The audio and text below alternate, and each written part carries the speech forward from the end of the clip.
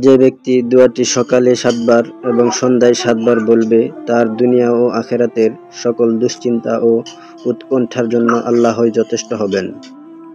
দোয়াটি হলো, আল্লাহুম্মা আনতা রব্বি লা ইলাহা ইল্লা আনতা খালাকতানি ওয়া আনা আবদুকা ওয়া আনা আলা আহদিকা ওয়া ওয়া'দিকা মাস্তাতা'তু আউযু বিকা মিন শাররি মা সানা'তু আবুউ লাকা বিনি'মাতিকা আলাইয়া ওয়া আবুউ বিযামবি ফাগফিরলি ফাইন্নাহু লা ইয়াগফিরুয যুনুবা ইল্লা আনতা।